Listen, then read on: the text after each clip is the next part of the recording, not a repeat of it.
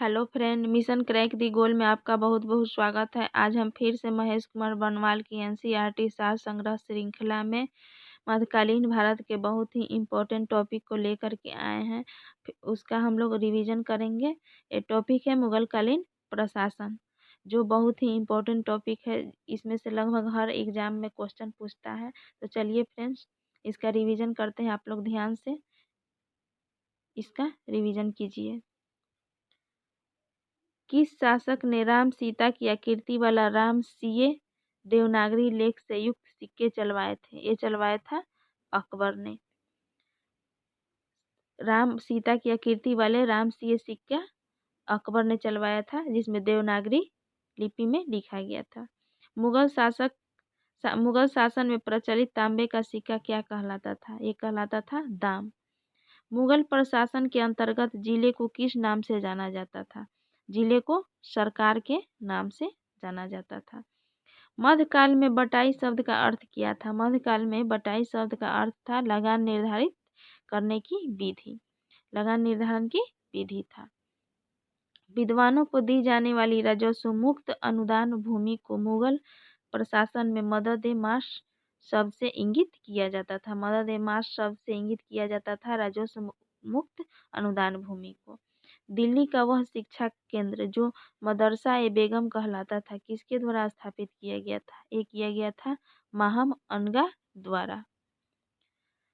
मुगलकालीन भारत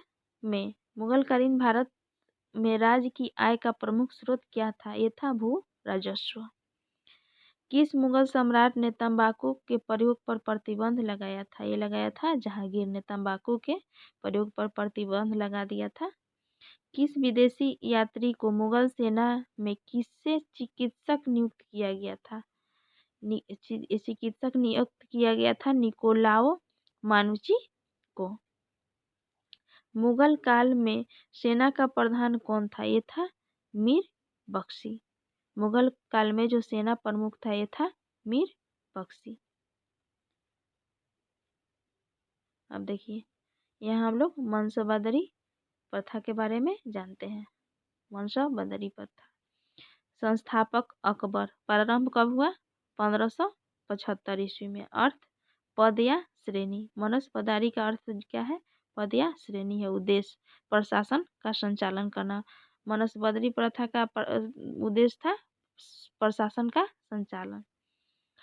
अकबर की मनसबदरी व्यवस्था किस पर आधारित थी? ये आधारित थी मंगोलों की दशमलव पद्धति पर।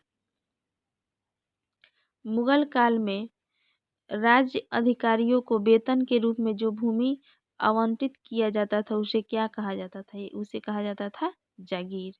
वेतन के रूप में जो भूमि दिया जाता था, उसे जागीर कहा जाता था। मनसबदरी के संदर्भ में दू अस्पा जिसके पास 2 घोड़े तथा सी अस्पा जिसके पास 3 घोड़े व्यवस्था को लागू करने वाला मुगल शासक कौन था? ये था जहांगीर।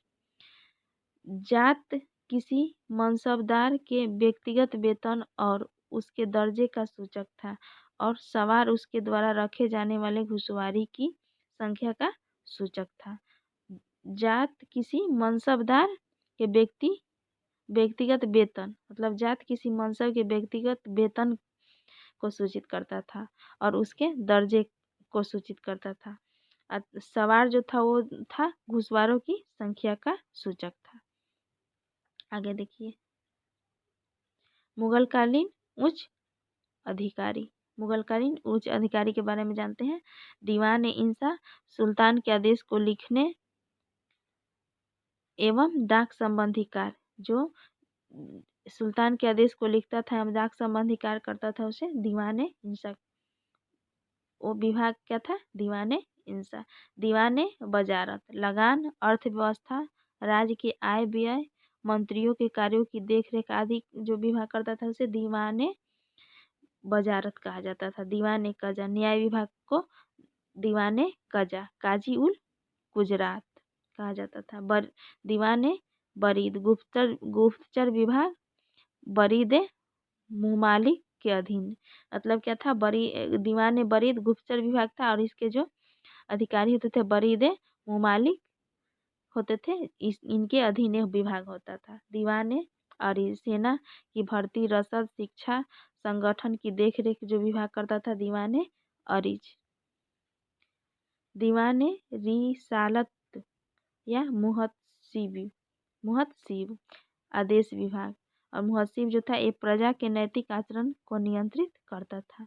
मुहतसिब। वाकिया नवीस, यह समाचार लेखक होता था। वाकिया नसीब जो होता था समाचार लेखक होता था। खुफिया नसीब, ये गुप्त पत्र लेखक होते थे।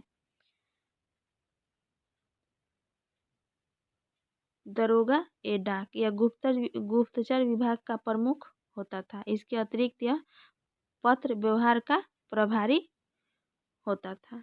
दीवान ए तन, यह वेतन और जागीरों से संबंधित मामले का निपटारा करता था।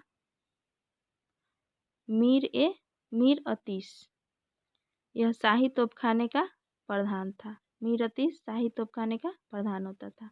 मीर ए बहर, यह जल सेना का प्रधान होता था।